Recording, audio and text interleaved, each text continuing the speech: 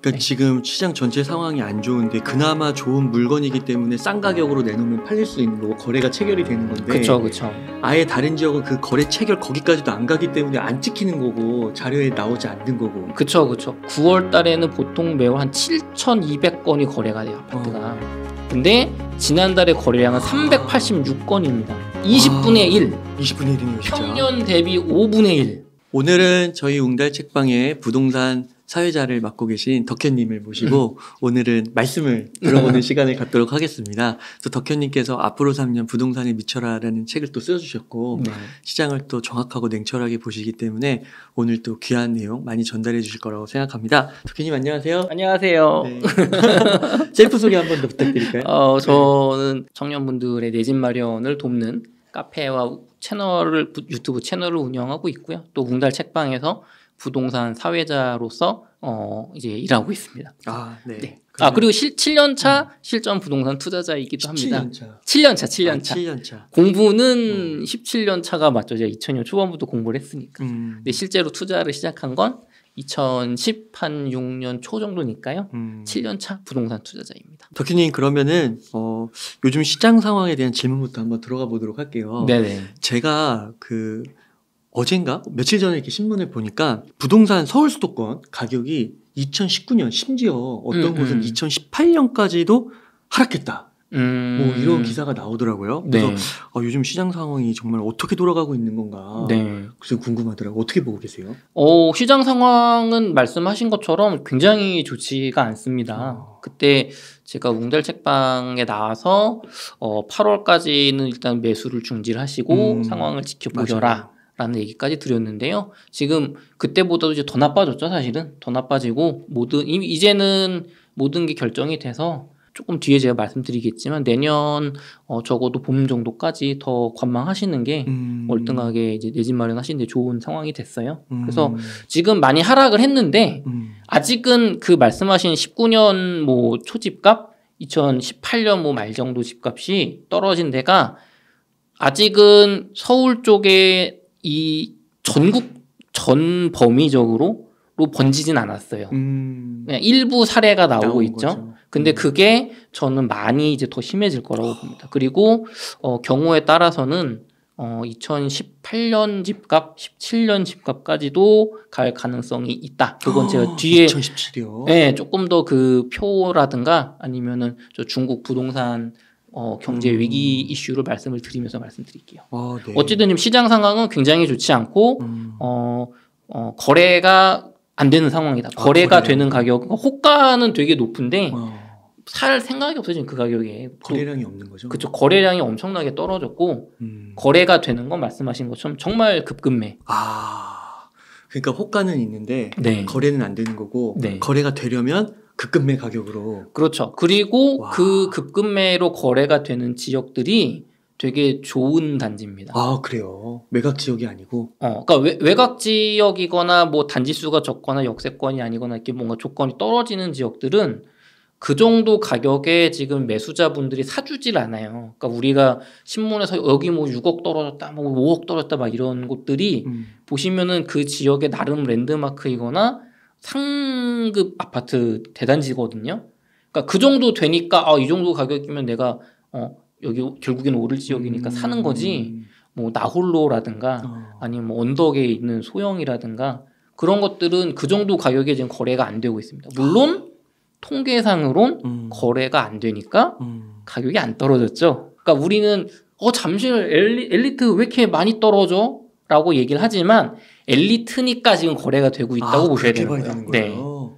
와, 그렇게 봐야 되는 거예요. 네, 그렇게 보셔야 돼요. 이미 다른 지역도 실제 거래 가는 금액은 엄청 떨어져 있는 거예요. 근데 그 가격에 안 사니까 실거래가 안 찍히니까 안 떨어졌다고 생각을 하고 심지어 뭐 서울 부동산 가격이 별로 안 떨어져서 하시는 분도 있는데 그거는 이 현장에서 실제 투자하시는 분들 입장에서 전혀 맞는 얘기가 아니에요. 그러니까 지금 시장 전체 상황이 안 좋은데 그나마 좋은 물건이기 때문에 싼 가격으로 내놓으면 팔릴 수 있는 거고 거래가 체결이 되는 건데 그렇죠. 아예 다른 지역은 그 거래 체결 거기까지도 안 가기 때문에 안 찍히는 거고 자료에 나오지 않는 거고. 그렇죠.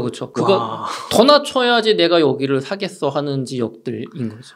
그래서 그 공인중개사 네. 그 아는 분들 몇 분이 그런 얘기도 하시기도 하더라고요. 좀 갈리긴 하는데 그러니까 이런 얘기죠. 뭐 제가 이제 한 달이 건너서 들은 얘기인데 이거는 네. 그거 다 아직도 기사에 있는 내용일 뿐이지 그리고 뭐 서울에 국한된 그런 지역에서의 금매 가격이 나올 뿐이지 네. 뭐 호가 떨어진 거 없다. 여기 뭐 그 뭐 매물도 생각보다 그렇게 많지도 않다. 뭐 이런 얘기 하시더라고요. 그게 이제 뭐 진실일 수도 있고, 그러니까 지역 따라 다를 수도 있고, 특히나 어떤 강남의 재건축들 쪽은 신고가가 찍힌 경우도 있고 하락폭이 별로 크질 않습니다. 아직은 그 A급지의 재건축 같은 이슈가 있는 곳들은 그렇게 가격을 내가 급급매로 해야 될 만큼의 위기감은 아직 없는 거예요. 특히나 그 토지거래 허가구역은 대출을 안 받았잖아요. 그러니까 뭐 금리 올라가도 뭐 난 어차피 대출이 없어. 별로 안 급한 거죠.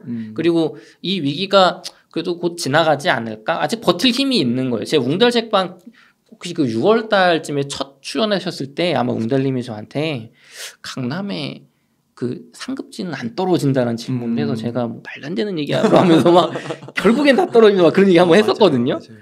그러니까 아직은 그 상급지 최상급지까지 급급매로 나올 만큼의 경제 위기나 인플레이션 이슈의 이 위기가 아니다. 거기 분들은 우린 버틸 체력이 있다인 건데 그게 내년 봄 정도 되면 거기까지 전이가 될 것 같고 다만 이제 그 밑에 지역들은 이미 잠실 정도까지만 해도 이미 다 많이 떨어졌잖아요.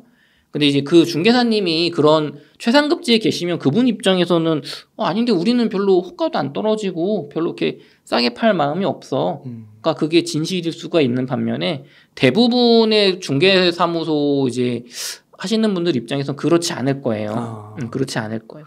혹시 그거에 관해서 혹시 뭐 좀 데이터나 자료가 네네. 좀 있을까요? 그래서 제가 자료를 좀 준비했습니다. 네. 이게 말만 하면은 화가 안 오니까. 네. 그래서 일단은 주제는 통계와 현실의 괴리. 통계상으로는 말씀하신 것처럼 그거 뭐 특수 매물이거나 별로 안 떨어졌어요. 뭐 그런 건 별로 안 체결됐어요라 하시지만 현실은 얼마나 다른가.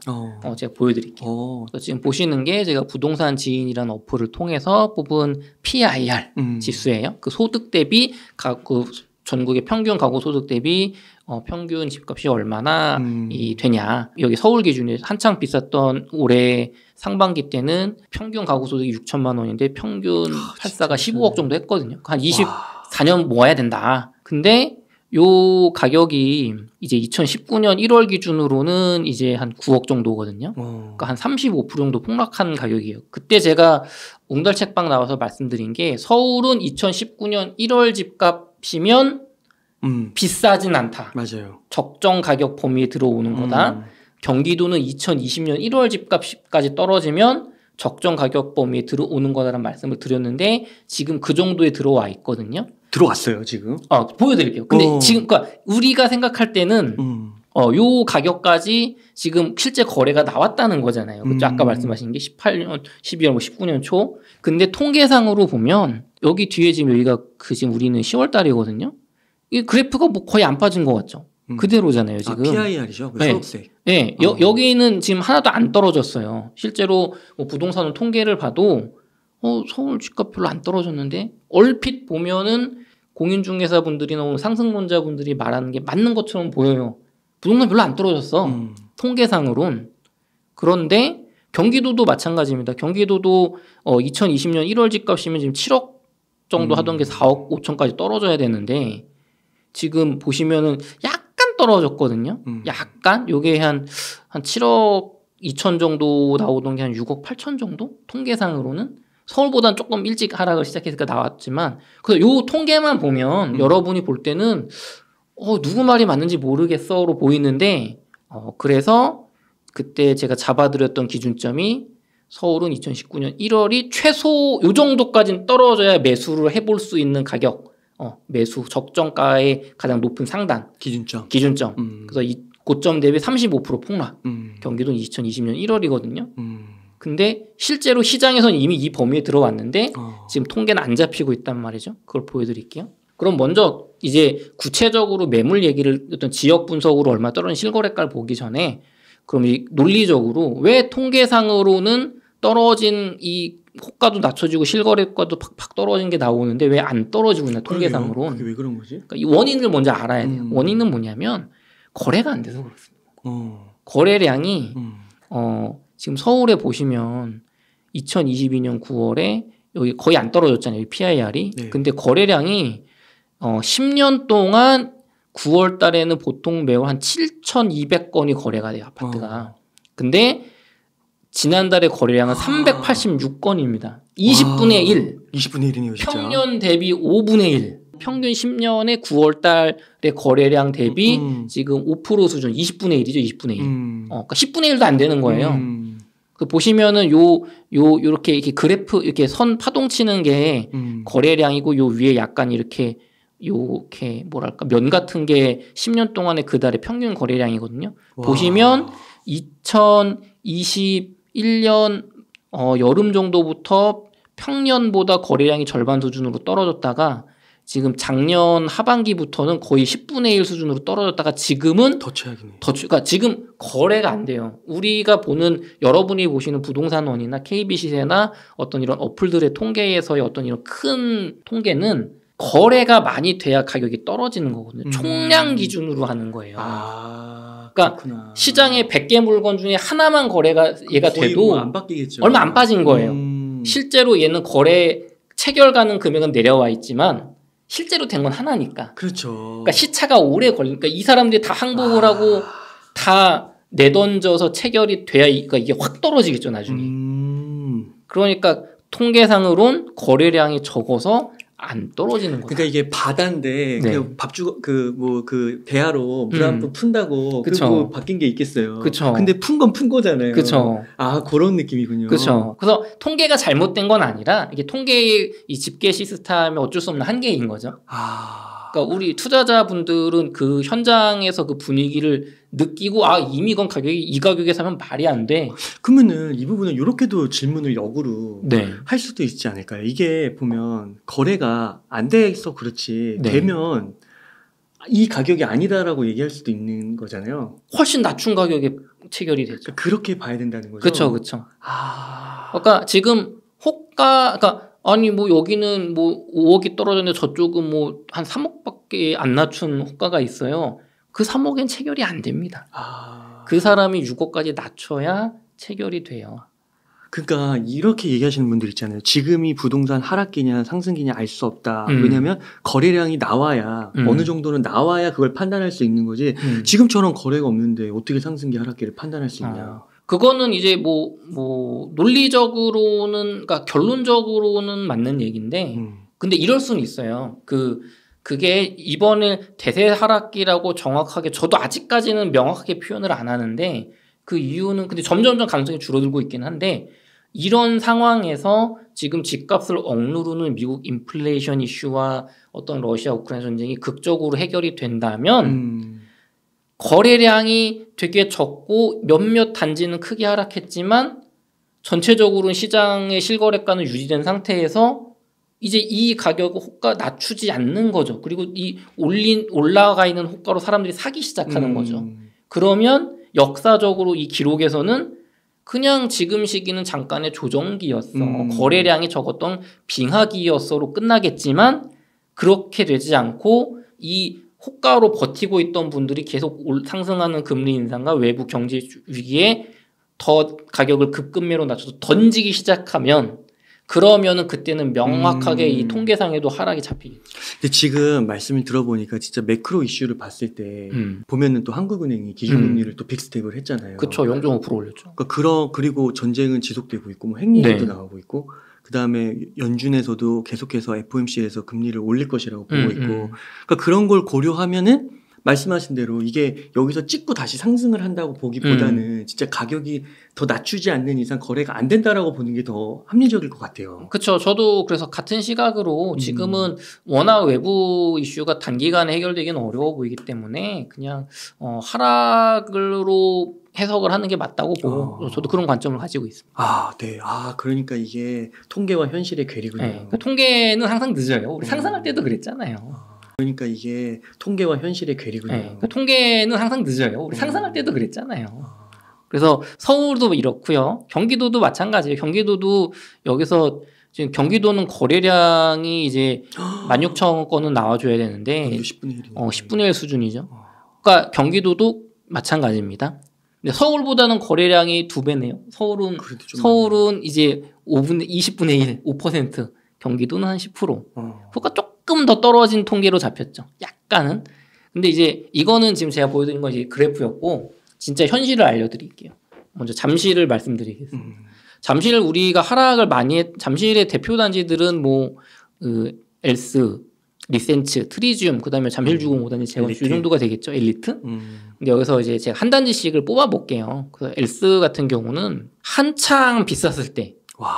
올해 3월에 26억 7천이었어요. 와. 지금 이건 호가가 아니라 실거래가만 갖고 왔어요. 실거래가만 일부러 7개월 뒤에 지금 올해 이번 달에 19억 5천에 거래가 됐습니다. 이 가격은 2020년 5월 달에 가격이에요. 그렇죠. 벌써 2020년 5월까지 가격이 빠졌죠. 제가 서울은 2019년 1, 2월 집값이면 비싸지 않다라고 말씀드렸잖아요. 기준점을. 그러면 지금 19억 5천에서 한 4억 정도가 더 하락을 하면 15억 정도까지 빠지면 비싸지 않은 가격이 됐는데, 그렇다면 고점 대비 거의 뭐 35%, 40% 정도 폭락이 되는 거예요. 아, 22년 3월에서 19년 2월까지가 한 35%. 그렇죠. 최고점 대비. 그래서 지금 근데 엘스 정도 되니까 이 가격에 사시는 분들이 있는 거예요. 그래 이게 찍힌 거군요. 그렇죠. 다른 막 여기보다 더 이제 잠실에서도 더 외곽지고 이게 뭔가 투자성이 적어 보이는 곳은 아예 찍히지도 않아. 이 가격에 안 사. 이 가격에 안 사. 지금 전국에 살 게 얼마나 많은데 내가. 그리고 제가 뒤에 성남을 보여드릴 텐데, 야, 잠실의 외곽지에 이렇게 낡은 나홀로 아파트를 이 가격 주고 사느니 성남의 신축 대단지 새 아파트를 사는 게 더 싸겠는데? 로 보이는 그게 있는 거예요. 그러니까 그런 건 거래가 더 낮춰야죠. 그러니까 성남에 거기 그 구시가지 쪽이 개발된 곳은 위치도 좋잖아요. 엄청 좋죠. 제가 보여드릴게요. 아, 네네네. 그래서 이제 엘스 같은 경우는 가격이 이미 20% 정도 하락했죠. 25%. 하지만 더 하락할 폭이 남아 있다라고 보는 거예요. 저는 네. 내년 뭐 상반기 봄 정도까지 갔을 때 이 정도 가격이 되지 않을까. 그래서 지금 아까는 이게 안 떨어졌어. 거의 안 떨어졌어. PIR이라 했지만 실제로 거래된 금액 19억 5천만 원으로 이 PIR 지수를 다시 제가 찍어봤어요. 그러면 여기 통계상으로는 하나도 안 떨어졌죠, 지금. 근데 실제 거래된 금액은 여기 찍혀있단 말이에요. PIR 2020년 5월 집값이니까. 그쵸? 그러네요. 그러면 벌써 PIR이 7년치가 떨어진 거죠. 와. 24년에서 17년으로. 야, 이게 말이 7년이지. 7년이면 엄청난 시간이잖아요. 그렇죠. 근데 저는 요 정도 가격까지, 여기 19년 1월 집값까지 요만큼이 더 떨어지는 게 내년 상반기 중에 충분히 발생할 것 같다까지 보는 거고, 최소로. 최대는 더 17년까지도 보고 있는 거고. 그래서 아까 말씀해 주신 그 중개사님이 그런 거 뭐 특수거래라든가 뭐 그렇지 않아요는 실제로 서울이나 경기도에 찍히는 실거래가를 보면 그렇지 않다.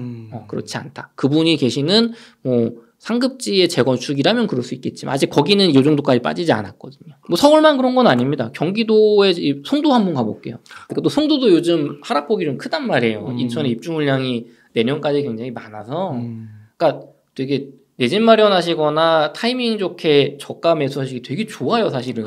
네. 기다리시면 됩니다. 송도 너무 좋죠. 네, 송도가 309가 굉장히 위치가 좋습니다. 여기가 인천대 입구역에 GTX-C가 들어와요. 물론 좀 시간이 걸리겠지만 공사하는데. 그리고 송도는 워낙 신도시의 깨끗한 신축들의 뭐 공원이 잘 돼서 너무 살기 좋은 곳인데, 그럼 이제 여기가 309라고 해서 이제 가격이 한창 많이 뜨거웠던 곳인데, 더샵 퍼스트파크의 가격을 보면 21년 9월이 고점이에요. 14억 7천까지 갔어요. 야, 송도도 엄청 비싸네요. 지금 실거래된 게 10억 3천입니다. 7월 달에. 이 가격은 2020년 12월 가격이에요. 제가 서울은 19년 1월 집값, 경기도는 20년 1월 집값까지 빠지면 이제 비싼 범위를 벗어나서 매수 가능한 금액의 최상단.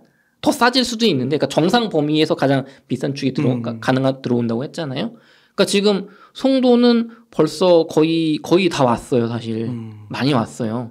이제 지금 10억 3천인데 한 1억 한 6천 정도 빠지면은 그 제가 말씀드린 가격이 들어오는 거예요. 그래서 하락폭이 크다. 근데 통계상으로는 통계상은 요만큼 떨어진 걸로 보이죠 지금 PIR이. 그러니까 거래량이 아까 서울보다 좀 많았잖아요. 예. 그러니까 이게 나오는 그쵸, 거군요. 조금 나오는 거고 그럼에도 불구하고 통계만 보면은 거의 안 떨어졌어로 보이지만 실제로는 한 2.2년 정도 PIR이 떨어졌고 이만큼 떨어진 거예요 실제로는. 네. 근데 이제 그런 생각을 하시는 분이 있을 것 같아요. 여기 보면 좀 비싼 것 같아요. 송도가 말씀하신 뭐 8억 7천 떨어져도 제 생각에 좀 비싼 거 그런 느낌 있죠. 들죠. 아까 잠실 볼 때는 안 그랬는데. 맞아요. 그렇죠. 15억이면은 괜찮은 것 같은데 느낌 들었는데 맞아요. 야, 경기도가 9억은 좀 그렇지 약간 느낌 들잖아요. 그게 약간 우리의 그 어떤 서울에 대한 프리미엄일 수도 있고 또 그게 있습니다. 지금 잠실이나 송도는 지금 좋은 곳이잖아요. 요 PIR에서는 평균 아파트란 말이에요. 평균 아파트. 그럼 송도의 평균 아파트를 한번 보죠. 여기 보시면 이제 조금 연식이 여기보다는 된 송도 풍림아이원 이런 시리즈들이 있어요. 여기도 굉장히 살기 좋은 곳인데 풍림아이원 2단지가 8억 2천 작년 11월에 지금은 6억까지 떨어졌어요. 이게 21년 1월 집값입니다. 이게 20년 초 집값으로 가면 4억까지 떨어져야 돼요. 와 반토막이네요. 네, 그럼 반토막이죠. 그러면 이게 요거랑 맞습니다. 보세요. 지금 6억이잖아요. 지금 거래된 금액이. 그래서 지금 요 작년 21년 그렇구나. 1월 보면 지금 5억 9천이죠. 딱 평균이네. 딱 평균. 이게 평균적인 아파트. 우리 지금 좋은 걸 봤으니까 송도에서 좋은 걸 본 거잖아요. 그렇죠? 서울에서도 아까 잠실 좋은 걸 봤잖아요. 서울에서 아까 15억 15억 너무 비싼 거. 서울 평균 아파트는 그러면 8억 5천 9억으로 떨어진다는 얘기고 와. 송도의 아파트들은 지금 6억인데 20년 1월이면 4억까지 떨어진다는 얘기. 야, 그렇구나. 네, 그래서 지금 이런 평균 아파트는 이미 그렇지. 그래. 근데 평균 아파트 6억도 좀 난 좀 비싼 느낌이 살짝 들잖아요. 근데 이게 4억이면은 좀 얘기가 달라지죠. 그렇죠. 달라지죠. 그렇죠. 확실히 달라지죠. 84평형의 송도에 그래도 그래도 뭐 아주 나쁘지 않아요. 아까 봤을 때. 되게 괜찮은 지역입니다. 풍림 여기 굉장히 좋은 지역이에요. 맞아요. 그런데 4억이다? 음. 그럼 20평대 3억대란 얘기네? 그러면 디딤돌 대출로 막 2%대 고정금리 우리 예전에 한번 했었던 그게 된다는 얘기거든요. 된다는 얘기거든요. 그리고 만약에 20년 1월 집값이 아니라 19년, 18년까지 더 밀려버린다. 와, 그럼 찬스죠. 3억대. 찬스죠. 그러니까 이거는 이제 조금 그러면 좀 우리의 레인지 좀 들어오죠. 그렇게 된다면 요 송대 퍼스트샵 파크 같은 경우는 뭐 한 6억 5천 정도까지 떨어지겠죠. 더 떨어진다면. 그럼 이것도 조금 리저너블한 가격이 되는 거죠. 그런 생각도 들겠네요. 이게 평균으로 딱 보여주시니까 네. 최고급과 평균을 딱 나눠서 보여주시니까 서울에서 평균적인 아파트 그게 예를 들어 이제 뭐 한 5억 10억 사이로 들어왔을 네. 때 송도를 살 것인가 그렇죠. 아니면은 서울에 그 정도 평균 아파트를 살 것인가 그죠. 그것도 되게 고민이 될 것 같아요. 그 가격이 되면 내 집 마련하시는 분들은 서울이 낫겠죠. 같은 금액이면. 직장도 만약에 그렇죠. 서울 쪽이시라면. 근데 투자자라고 한다면 그러면은 고민이 되겠죠. 내가 경기도에서도 중간급 2개를 살 건가? 경기도에서 상급 하나를 살 거냐? 아니면 갭으로 중간급 3개를 늘려버릴 거냐? 경기도 상급을 갭으로 2개를 살 거냐? 경우의 수가 뻗어나간단 말이에요. 근데 우리는 지금 계속 폭락할 거야 막 이 얘기만 하고 있잖아요. 지금 이 영상을 보시는 분들이 남들 폭락해서 막 꽃이다 이런 거를 보시려고 이걸 보시는 게 아니잖아요. 우리는 어떻게 투자해서 기회를 찾을 거고 내 집 마련할 거고 내가 내 집 마련 내가 무주택으로 막 월세 내고 전세 내고 이 고통을 이번에 하락기 때 잡아서 나도 번듯한 내 집 마련하고 또 추가적으로 투자를 해서 몇 억 정도를 버는 수익을 얻으려고 지금 이 방송 보시는 거잖아요. 그러면 떨어진다 그 공포 마케팅에만 속지 마시고 이렇게 분석을 하시면서 그래 그러면 남 대표가 말하는 가격까지 더 떨어지면 난 서울을 사야 되나? 경기도를 사야 되나? 송도를 사야 되나? 성남을 사야 되나? 한 채를 살 건가? 2채를 살 건가? 어떻게 할 것인가? 그 계획을 짜야죠. 저는 이미 그 계획을 다 세워놨는데 여러분들은 뭘 하고 있습니까? 그러니까 저는 그 시청자분들이 네. 그 덕현님이 갑자기 가능하실지는 모르겠지만 이게 어떻게 보면은 지금 되게 힘들어하시는 분들도 있긴 하지만 그쵸. 또 그 상승장에서 좀 소외받다가 그래도 성실하게 그 기회를 정말 온다 하니까 2년 3년 버티면서 준비하신 분들도 있을 거 아니에요. 그쵸. 내가 타이밍을 놓쳤을 뿐인데 확 올라버린 집값에 내려가겠지 했다가 지금 되게 힘든 몇 년을 보내신 분들이 많잖아요. 그러니까 그런 분들 가운데서도 한번 자체 플랜을 한번 세워보시고 또 여유가 좀 되신다고 하면 네. 덕현님한테 좀 연락을 해서 제가 오늘 저한테 연락을 주시면서 상세히 말씀드리겠지만 제가 오늘 타이밍이랑 가격대까지 다 잡아드릴게요. 자료를 준비를 했어요. 그래가지고 네. 한번 보시면 이렇게 준비를 하는 거구나. 한번 보시면 나중에 이제 뭐 제 채널에 오셔도 좋고 연락 주셔도 좋은데 일단 기본적으로 오늘 스스로 공부하실 수 있게 준비를 해드릴게요. 네, 좋습니다. 너무 좋습니다. 그래서 지금 우리가 이제 송도까지 봤잖아요. 송도. 요즘 성남이 되게 핫합니다. 성남 좋죠. 성남의 슬슬 투자자분들도 조금 움직이는 요소도 있고 실수요자분들도 움직이고 있거든요. 왜냐하면은 지금 사람들은 그러면은 내가 신축을 좀 사면은 괜찮지 않을까? 그렇죠. 지금 가격에 구축보다는 신축은 좀 나중에 더 새 거니까. 요즘 아파트 진짜 좋아요. 그러고 있거든요. 네. 근데 보시면은 여기가 성남이에요. 성남은 지금 재개발 물량이 엄청나게 많습니다. 물량이 그러니까 경기도권에서 물량이 공급이 많은 구간인데 이 외부 이슈 때문에 되게 하락 압력이 크죠. 그리고 실제로 지금 재개발 지역 예정 중인 곳도 더 많아요. 지금 제가 보여드리는 것보다. 밑에 상대원 쪽도 있고 신흥동 쪽도 그렇고. 그래서 여기가 산성역 포레스티아 가장 유명한 아파트죠. 네, 푸르지오 그다음에 여기 이제 금광 1구역 여기 신흥동 여기 아파트들이 막 지어지고 있거나 지어진 게 새 것들이 있는데 여기 가격들이 많이 하락을 하고 있어요. 왜냐하면 물량까지 겹쳐 있는 데다가 조금 성남 분들이 조금 더 급매로 더 많이 던지시는 것 같아요. 투자자들이 더 많이 있다고 볼 수도 있어요. 여기 분양권 투자를 하셨던 분들이 보시면은 산성역 포레스티아입니다. 여기 대장이죠. 강남 금방 가요. 맞아요. 여기가 21년 10월에 14억 4천. 근데 지금 실거래 요거 8억짜리는 특수거래예요. 이건 직거래니까 이건 빼야 되고 증여 같은 거고 실제로 최하락 거래는 10억 3천입니다.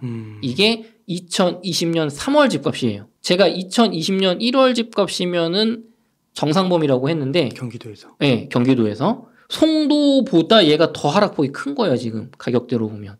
그래서 9억 2천 정도까지 떨어지면 한 1억 정도만 더 떨어지면 구매 가능 범위에 들어온다. 근데 예전 같으면 되게 싸다 할 텐데 지금은 좀 비싼 거 같아요. 비싸요. 비싸죠. 비싼 느낌이 그죠? 있어요. 비싼 느낌 들죠.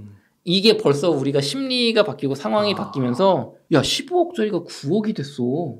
너무 싼 거 아니야? 로 받아들여줘야 되는데 벌써 우리는 그러면 여기가 9억이에요. 근데 서울에 신축이 아닌 아파트 평균 아파트가 그렇죠. 15억에서 9억 되는 거거든요. 그렇죠. 19년 1월 집값이면 그렇죠. 그러면은 그럼 신축보다는 서울의 평균 아파트가 나을 것 같은데 생각이 갈 것 같잖아요. 갈 수도 있을 것 같아요. 그러니까 여기는 더 빨리 싸게 팔 수밖에 없죠. 더 떨어질 그 심리가 그런 게 있는 거. 그러니까 우리가 단순히 평균적으로 다 떨어지는 게 아니니까 내가 공부를 해서 여러 가지 몇 구역 여러 가지 범위가 있는데 여기가 더 하락폭이 커. 뭐 공급 물량이 많다거나 심리가 죽었다거나 그럼 1, 2억을 더 싸게 살 수 있는 거예요. 이런 하락기 때는. 와, 이게 말씀을 들으니까 이게 사람의 심리가 네. 엄청나네요. 엄청나죠. 와, 상승장에서 14억도 와, 저것도 어디까지 갈까 막 이랬는데. 그쵸. 그때는 우리가 여기 막 16억 간다 했다가 지금은 10억 비싸. 벌써 확 달라졌잖아요, 느낌이. 와. 그래서 요거를 제가 성남 같은 경우도 지금 아까 무슨 뭐 실제로 거래 그런 매물 없다고 하시지만 중개사님은 통계상은 요만큼밖에 안 빠져. 통계상으로. 하지만 실제로는 이만큼 빠졌다. 4.2년이 빠졌어요. 벌써 이만큼. 7억 하던 게 4억으로. 요게 이제 평균 정기인 아파트 가격 기준으로. 그럼 보시면 여러분이 투자자의 마인드, 실전 투자자 막 이론적인 거 말고 이제 그 얘기는 너무 많이 했어요. 막 이론적으로 떨어진다. 이거는 그냥 뭐랄까 교수님 같은 얘기고 여러분이 진짜로 내 집 마련하거나 투자로 수익을 거두려는 분들은 지금 같은 상황에서 만약에 예를 들어볼게요. 부동산 경기가 더 떨어질 줄 알았는데 갑자기 인플레이션 금리 인하한대 미국이. 러시아 우크라이나 종전을 해. 우리나라에서 막 부동산 부양책이 나와. 분위기가 바뀔 것 같아. 라는 판단이 만약에 그럴 일은 없을 것 같은데 그런 생각이 들었다면 지금 성남을 사야 돼요? 송도를 사야 돼요? 질문 제가 드려볼게요. 그래프를 한번 보세요. 어디가 많이 떨어졌죠? 똑같은 경기도인데 지금 우리는 집값이 상승할 것 같아. 타이밍이 예를 들면 내년 여름쯤에 올 것 같은 게 지금 왔다고 가정을 해볼게요. 상승이? 이제 하락이 끝날 것 같아. 판단이. 그럼 나는 지금 사는 게 최저점일 것 같은 판단을 내렸어요. 예를 들어서. 네. 그럼 성남을 사야 돼, 송도를 사야 돼? 성남을 사야죠. 왜 성남을 사야 돼? 더 싸니까. 더 싸니까. 성남이 훨씬 많이 떨어졌죠. 송도는 요만큼밖에 안 떨어졌잖아요. 거기에 송도는 입주 물량도 내년까지 되게 많단 말이에요. 하지만 성남은 그리고 성남이 인천보다 입지가 좋잖아요. 강남에 가깝고. 그렇죠. 그러면 근데 성남은 지금 공포에 질려서 훨씬 많이 떨어졌잖아요. 찐 투자자라면 이런 판단을 예를 들면 내년 여름이나 뭐 겨울쯤에 이제 제가 그거 정확한 타이밍까지는 맞출 수가 없는데 좀 더 봐야 된단 말이에요. 근데 내년 여름이나 겨울 중에 이제는 미국이 금리 인하를 했다. 우리나라 부동산 경기 부양책이 나왔다. 러시아 우크라이나 전쟁 끝났다. 사람들의 심리가 살아나고 있다. 이제는 정말 내 집 마련할 타임이다라는 판단을 내년 여름은 내렸을 때 지금의 저처럼 이렇게 하락폭을 보고 성남이 훨씬 싸네. 성남을 사면 내가 1, 2억 그냥 안전마진 먹네. 그럼 내 예상이 틀려서 좀 더 떨어지더라도 버는 거죠. 그렇죠. 안전마진이 있는 거지. 내가 만약에 경매를 공부해서 지금 성남에서 여기서 더 떨어뜨려서 샀어요. 그러면 더 확실한 거죠. 그렇죠. 이런 식으로 여러분이 준비를 앞으로 이제부터 시작해도 된다는 거예요. 시간이 많이 있으니까. 그래서 이런 식으로 여러분 저는 실전 투자자가 이제는 됐으면 좋겠어요, 여러분. 우리 웅달책방 시청자분들만큼.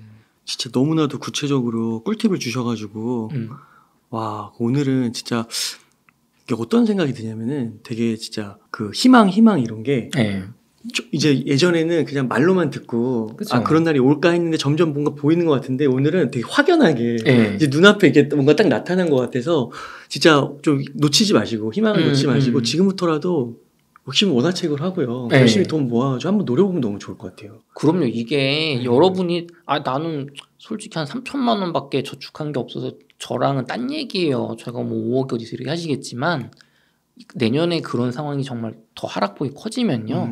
전세 갭으로 갭 투자가 아니라 내가 4년 뒤에 들어갈 건데 미리 전세 갭으로 사두시는 투자가 되게 좋아요. 내가 지금은 1억, 2억 하는 돈이 없어. 한 3천만 원 모았어요. 지금부터 모아서 열심히 모아서 혹은 그랬을 때 내가 신용대출 한 2천 정도 받아서 5천 정도 만들어서 하락폭이 굉장히 큰 그런 지역에 전세 갭으로 사두시는 거예요. 혹은 뭐 이제 전세가까지 하락하면 좀 더 어렵겠지만 뭐 연끌 대출을 땡긴다든지 회사 대출을 땡긴다든지 퇴직금 중간 정산을 한다든지 그래서 사두실 수가 있고 아니면 이제 그때 눈을 낮춰서 뭐 2, 3억짜리 아파트 나홀로 사실 수도 있죠. 근데 중요한 거는 기회가 온다는 거예요. 경기도까지 눈을 넓히신다면 분명히 서울에 빌라 살 뭐 5천만 원으로 경기도 아파트를 사실 수가 있죠. 아까 송도 같은 그런 풍림아이원 맞아요. 4억이 아니라 3억대로 가면요. 내 돈 5천만 원이면 디딤돌 대출 80% 받아서 살 수 있어요. 거기 전세가 3억 5천일걸요? 그쵸. 지금 떨어졌다 해도. 맞아요. 와. 그러니까 5천이면 되지. 네.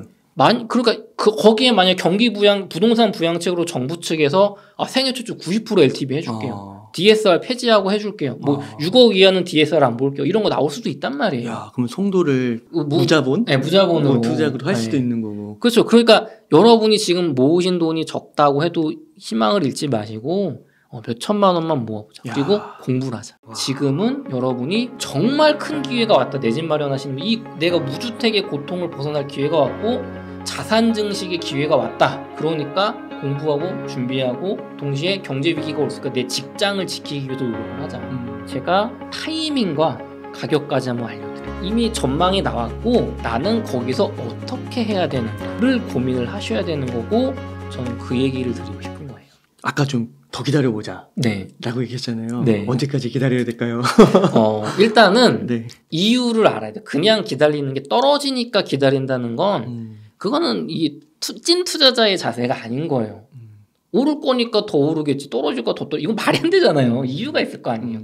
지금 여러 번 말씀드렸지만 가장 큰 이유는 미국의 금리 인상, 인플레이션 해결이 안 되고 있고 경기 침체가 올 것 같다. 신흥국 경제 위기, 러시아 우크라이나 전쟁인데 지금 두 가지 요소 때문에 저는 무조건 내년 3월까지는 대기를 하셨으면 좋겠는데 하나는 유럽 쪽이랑 지금 중국이 중국이 심상치가 않아요. 지금 유럽의 영국 쪽이 약간 정책을 잘못해서 되게 위기가 한번 왔다가 봉합이 되는 줄 알았는데 지금 영국 영란은행 채권금리 한번 확인해 보세요. 30년물 되게 엄청 올라가고 있고 지금 방어가 안 되고 있어요. 그래서 영국발 경제 위기 오는 거 아니냐. 본다고 막 그러고요. 그러고 있고 그게 한 2개월 전만 해도 야 영국이 무슨 경제 위기 오겠어 뭐 어디 신흥국들 맞아요. 오겠지 했는데 EU에 지금 IMF에서 그 어저께인가요? 그 내년 성장치 전망한 게 있는데 유럽이 0.5% 와, 경제 성장률이. 그렇구나. 우리나라가 2%대 아닌가요? 예, 미국 1%대. 예, 맞아요.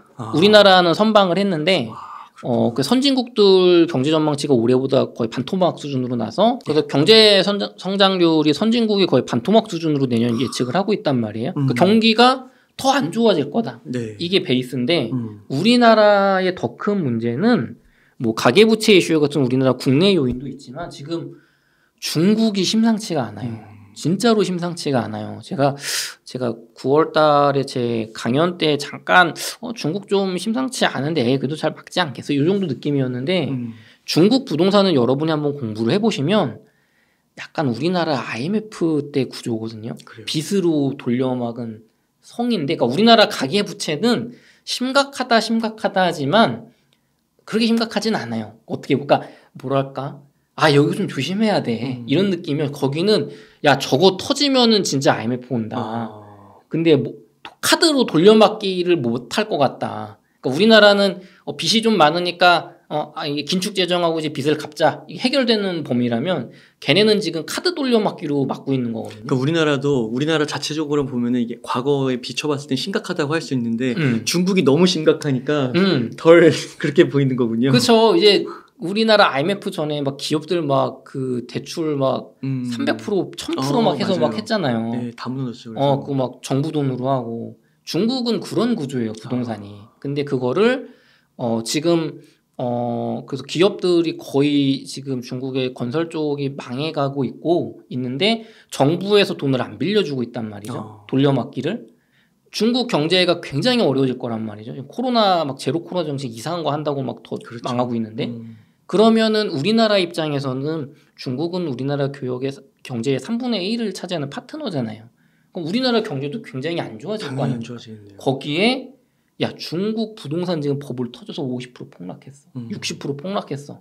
우리나라도 터질 일만 남았어. 심리까지 죽겠죠. 근데 이것만 그냥 옆에서 터져도 우리나라 부동산이 영향을 받을 텐데 지금 계속 반복되는 인플레이션과 세계 경제 침체가 기본으로 이것 때문에 안 그래도 힘든데 얘까지 터진다면 그런다면 서울이 2019년 1월 집값 경기도 2020년 1월 집값이 아니라 더 이하로 2017년 이전 집값으로 문재인 정부 초반으로 갈 수도 있는 겁니다. 정말로. 이게 불과 두세 달 전에는 이런 전망이 나올 수가 없었는데 현실화가 될 가능성이 있어요. 그러니까 지금은 여러분이 정말 큰 기회가 왔다. 내 집 마련하시는 분, 내가 무주택의 고통을 벗어날 기회가 왔고 자산 증식의 기회가 왔다. 그러니까 공부하고 준비하고 동시에 경제 위기가 올 수 있으니까 내 직장을 지키기 위해서 노력을 하자. 그런 기회가 있는데 제가 타이밍과 가격까지 한번 알려드릴게요. 우리가 그런 게 있습니다, 여러분. 요즘 부동산 유튜브 많이 보시면 5년 하락한다, 10년 더 하락한다. 그거는 중요한 게 아니에요. 5년 동안 뭐 10%씩 빠지면 50% 빠지는 거예요. 아니 1년 동안 50% 빠졌어요. 똑같은 거예요. 그러니까 우리 이 실전 투자자 하시는 분들, 그러니까 실전으로 내 집 마련, 진짜로 내 집 마련, 진짜로 부동산 투자로 수익을 거치시려는 분들은 5년 빠져요, 10년 빠져요가 아니라 6개월 만에 50% 빠지면 사야죠. 가격이 중요한 겁니다. 가격이. 몇 년이 빠질 거냐, 몇 년도에가 최저점이냐가 아니라 얼마까지 떨어지면 내가 매수해도 되는 가격이냐를 판단하는 게 중요한 겁니다. 나의 경제적 상황에 비춰서 또 생각해보고. 그렇죠. 그리고 절대적으로 이게 어느 정도 거품이 제거된 금액이 얼마냐. 그걸 제가 그래프를 보여드릴게요. 네. 지금 리센츠, 우리 잠실 리센츠 기준으로 엘리트 중에 하나. 엘리트 중에 하나인데 지금 최고점이 26억인데 제가 말씀드렸던 한 2달 전에 말씀드렸던 19년 1월 가격이면 서울 기준으로 기준점. 기준점 요 정도부터 이제 살 수 있다. 내 집 마련할 수 있다. 그게 16억 2천이란 말이에요. 여기까지 이제 떨어지면 지금이 아까 봤을 때 우리가 한 20억 정도 네, 됐었죠. 20억 정도. 조금 한 4억 정도 떨어지면 되죠. 와, 4억. 근데 17년 1월까지 빠진다. 문재인 정부 초까지. 만약에 막 중국 터지고 내년에 막 경제 위기 오고 그러면 11억입니다. 11억. 55%가 폭락한 거죠. 내년 3월에 55% 폭락했다면 저는 사요. 10년 기다리는 게 아니라 더 떨어지더라도 여기서 뭐 한 1억 더 빠지더라도 여기서 2013년 3월 우리 10년 동안 최저점이 9억이거든요. 여기까지 빠질 수도 있겠죠. 만약에 정말 엄청난 게 와서 이건 눈 감고 사야겠는데요. 그러면은 저라면 제가 5년 기다려서 13년 3월 가격이 되는 것보다 저는 내년에 17년 1월 가격 때문에 저는 내년에 삽니다. 내년에 사요. 그러니까 어쨌든 이 가격이 지금 제가 기준점을 새로 잡아본 건데 지금 우리는 최고점은 여기에 있었어요. 여기 지금 보시면 26억. 26억. 지금 요 노란색으로 된 구간이 비싸다. 제가 볼 때는 너무 비싸. 우리나라 소득 대비 여기는 비싸. 사면 안 돼. 내 집 마련 안 하셨으면 좋겠다. 와. 예, 구간인 거예요. 지금 요 가격대가. 너무 눈에 잘 들어오네요. 네, 그게 2019년 1월 이후의 집값은 제 기준으로 서울이 비싸다. 안 샀으면 좋겠어요. 좀 더 기다리시거나 아니면 아예 다음 텀, 막 3기 신도시 물량 쏟아질 때 내 집 마련 차라리 하시면 좋겠어요. 좀 비싸요, 너무. 이 구간인 건데 지금 거의 20년 1월 이때까지 벌써 왔잖아요. 그렇죠? 요만큼만 빠지면은 요 초록색 요 파란색 구간이 적절하다. 비싸지 않다. 소득 대비 PIR 수치로 봤을 때 비싸지 않다. 내 집 마련으로 괜찮습니다. 얘 가장 이제 최상단. 그렇죠? 19년 1월. 그러면 리센치가 16억 2,500이 되는 건데 고점 대비 35에서 40% 폭락한 가격입니다. 폭락한 가격인데 남쌤 내년에 한 3월쯤 됐더니 저 가격이 됐어요. 우날님. 근데 뭐 금리 계속 올린대. 아니면 경제 위기가 진짜로 온대. 그때 또 판단을 하는 전쟁이 안 끝났어. 아니면 중국이 이거 중국 무너진다. 그럼 기다려야죠. 기다려야지. 그렇구나. 우리한테 유리하잖아요. 그러면 더 기다려봤더니 만약에 내년 뭐 가을쯤 됐더니 2017년 1월 집값이 됐다. 55% 폭락한 거예요. 반 이상, 반토막 이상. 그러면은 이제 적절한 가격을 넘어서 집값이 너무 싸다. 이때부터는 내 집 마련 한 채를 사는 게 아니라 2채 사자. 다주택 투자. 전세 갭 투자를 추천해 드릴 수 있는 구간인 거예요. 그러니까 이게 내 집 마련은 실거주가 겸비된 거고 그쵸. 다주택은 투자니까 점점 갈수록 리스크가 커지는 건데 그쵸. 싸니까. 그렇죠. 그러니까 다주택 투자는 내가 조심해야 된단 말이에요. 요번에 작년에 뭐 월세 살면서 2채 샀자 망했잖아요. 그렇게 막 무리한 투자하신 분들 원칙을 잃은 거잖아요. 그렇죠. 그러니까 내 집 마련은 내가 깔고 앉아서 버티면 되고 이게 필수제니까 요 정도 가격에 사지만 그렇죠. 다주택 투자는 요 가격에 하는 건 좀 위험해. 그렇죠. 저는 개인적으로 요 범위 내에 있으면 다주택을 할 수 있어요. 저는 이미 다주택자니까. 그렇죠. 제가 또 리스크가 좀 계산이 되잖아요. 근데 초보시라면 또 제가 이런 공개 방송에서 요 가격대를 다주택 투자하세요는 또 제 책임을 무게감이 있기 때문에 그렇게 함부로 할 수가 없고 하지만 요 정도 가격 17년 1월 이전 가격까지 밀린다 하면은 다주택 투자 해야죠. 싼데. 이 가격 13년 3월 가격까지 65% 폭락 쉽지 않아요. 3분의 1 토막은 이건 정말 쉽지 않단 말이에요. 그래서 여러분이 그러면은 19년 1월 집값, 17년 1월 집값 요 정도 사이면은 내 집 마련이 정말 괜찮은 가격이고 이 밑으로 살 수 있다면 정말 적극적으로 투자를 해볼 수 있겠구나 하는 기준점을 지금 제가 잡아드린 거예요. 네. 근데 이거를 시기로 맞추려고 하면 내년 6월까지 기다리세요. 그럼 내년 6월까지 적절한 구간으로 들어왔다 문제 해결돼서 다시 비싸는 구간 가면 놓치는 거잖아요. 타이밍을. 그렇죠. 가격을 봐야 돼요. 1년 만에 50% 폭락했다. 근데 해결 분위기가 되고 있다. 그러면은 사야 되는 거예요. 기간으로 자꾸 타이밍적으로 내가 그냥 무조건 더 지켜봐야 되는 건 내년 3월까지고 그 이후부터는 시장 상황과 심리와 정책을 보면서 가격을 보면서 내가 이제 매수 타이밍을 잡을 것이냐 마냐를 가격을 기준으로 보셔야 되는 겁니다. 그러니까 이게 전체적으로 큰 그림을 한번 그려주셨고 네.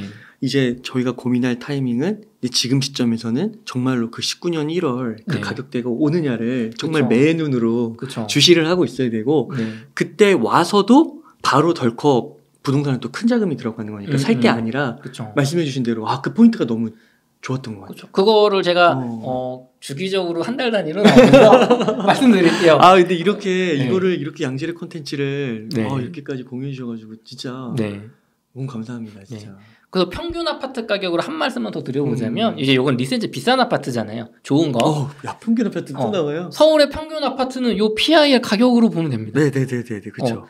지금 서울의 그러니까 이게 서울이 진짜 비싼 게 평균 아파트가 15억이란 말이에요. 84평형이. 아니 몇 년 전까지만 해도 11억, 12억 얘기했던 것 같아요. 네. 언제 15억이 됐대? 그렇게 비싸요. 근데 이 실제로 그런 가격 그런 건 지금 안 팔리고 있죠. 너무 비싸게 부르니까 신축도 아니고 그게 제가 말씀드린 19년 1월 집값 내 집 마련 추천 내 집 마련 가능한 집값이 되려면 9억 5천까지 빠져야 됩니다. 5억 5천이 빠져야 돼요. 5억 5천이. 여러분이 보시는 한 15억 정도 하는 아파트가 9억 5천이 될 수 있어요. 정말로. 될 수 있습니다. 30% 빠지는 거네. 35% 40% 빠질 수 있어요. 충분히 빠질 수 있어요. 그리고 조금 더 중국 경제 위기, 영국의 경제 위기, 신흥국 경제 위기, 고금리 기조의 장기화 이런 것들이 겹쳐진다면 17년 1월 집값까지 내려간다면 여기까지는 저는 가능성이 있다고 보거든요. 그러면 6억 9천 전용 84 기준 서울의 아파트가 6억 9천 가능합니다. 여기까지는 물론 그러니까 쉽지는 않은데 가능성이 전혀 없다고 말씀드릴 수가 없어요. 이제는 불과 2달 전에 19년 1월 집값까지 빠지면 참 좋을 텐데 그렇게 안 빠질 수도 있습니다 정도로 말씀드렸잖아요. 근데 지금은 내년 3월까지면 19년 1월까지 갈 것 같아요. 근데 이게 진짜 가능할 수도 있는 게 제로는 아닌 게 주식도 2,600대부터 많은 전문가분들이 사라고 했거든요. 그렇죠. 근데 2,100대일 줄 누가 알았어요? 이제 1,900 갈 수도 있습니다. 근데 여기서 한번 생각해 볼게. 그래 그럼 17년 1월 집값이면 6억 9천인데 14년 3월 최저점 5억 3천까지 빠진다고? 요거는 조금 말이 안 맞아요. 왜냐면 원가가 서울의 땅값 원가를 84 전용으로 분양가가 이 가격에 못 나온다면 지금 장애인 뉴타운에 이제 분양하는 거 좀 대단지인데 지금 33평이 9억에 나왔단 말이죠. 분양가가 2,800인가 그 정도 됐던 것 같아요. 아니 그럼 신축은 아니지만 구축인데 분양가 신축이 9억인데 5억 3천에 이게 원가상 안 맞는 구간이라면 물론 엄청난 공포에 나올 수도 있겠지만 그러니까 요 꼭 13년까지 만약 여기서 더 밀리더라도 한 16년 요 정도 가격 되면 이제 한 6억 5천 될 거 어느 차이 안 난단 말이에요. 그럼 요 때는 구매하시는 게 좋다. 싸니까. 그러니까 이 타이밍 내가 놓치려고 여기서 17년이 여기까지 갈 것 같아. 기다렸다가 다시 이렇게 올라가면은 놓치는 거잖아요. 그렇죠. 그러니까 요 구간을 보셔서 요 구간이면 내 집 마련, 요 구간이면 다주택 투자. 그러니까 평균 주택 가격은 이렇게 됩니다. 그러니까 보통 폭락장에서 하락할 때 보면은 너무 싼데 사람들이 안 산다. 계속 기다린다. 그게 이제 공포에 안 사는 거잖아요. 그렇죠. 근데 이렇게 큰 그림을 그려주시니까 그거는 그냥 공포에 안 사는 그 심리를 내가 극복해야 되는 문제구나. 그쵸, 거기까지 이어가게 지금 말씀해 주신 거에 비춰서 했을 때 그렇게까지 이어가게 해주신 것 같아요. 그리고 지금 이건 서울 가격이지 또 경기도로 가면 더 싸질 거 아니에요. 경기도는 더 싸지죠. 그러면 또 고민의 수가 서울 한 채를 살까 경기도 두 채를 살까 아니면은 서울을 샀다가 경기도가 싸니까 내가 일단 요거로 샀다가 2년 뒤에 올라갈 걸까 이거 팔고 불려서 서울 이런 경우의 수가 막 뻗어나간단 말이에요. 그런데 우리는 지금 계속 유튜브 보면서 떨어지는 일만 남아서 뭐 거시 경제 얘기만 하고 물론 중요하죠. 근데 그럴 거면 웅달 책방을 왜 보냐 이거예요. 실전 투자자분들은 그건 이제 다 끝난 얘기입니다. 이미 전망이 나왔고 나는 거기서 어떻게 해야 되는가를 고민을 하셔야 되는 거고 저는 그 얘기를 드리고 싶은 거예요. 괜히 너무 감사합니다. 진짜 이 방송을 진짜 많은 분들이 좀 한번 보셨으면 너무 좋을 것 같아요. 네. 그래서 이거 좀 다른 채널도 출연 많이 하셔가지고 네. 좀 널리 전파해 주시면 좋지 않으실까. 열심히 하고 있는데 아직까지 인지도 예. 제 채널 오시면은 뭐 이런 얘기도 많이 있고요. 그리고 제가 웅달책방 주기적으로 나와서 지금 같은 지역 분석이랑 이런 거 주기적으로 업데이트 해드릴 거예요. 그러니까 구독해 주시고 보시면 아 올해 뭐 12월쯤 가서는 이제 여기가 지금 더 안 좋으니까 뭐 가격이 많이 떨어졌습니다. 이런 구체적인 것들을 알려드릴게요. 진짜 너무 좋은 내용을 이렇게 아낌없이 공유해 주셔서 너무 감사드리고 웅달책방이 마중물이 될 수 있도록 네네. 앞으로 활약하시는데 더 네. 많은 활약하시는데 최선을 다하도록 하겠습니다. 제가 사회자로 있는 부동산 웅달책방의 그 영상들도 좀 많이 봐주세요. 네. 아 감사합니다. 그러면 덕현님 오늘 한 요 정도에서 네. 마무리하고 또 다음 시간에 또 한번 좋은 자리 마련하도록 네네. 하겠습니다. 이렇게 해서 앞으로 3년 부동산에 미쳐라 그리고 웅달책방의 부동산 사회자를 맡고 계신 남덕현 대표님과 이야기를 나눠봤습니다. 오랜 시간 동안 귀한 인사이트 많이 나눠주셔서 감사의 말씀드립니다. 오늘 고생 많으셨습니다. 수고하셨습니다.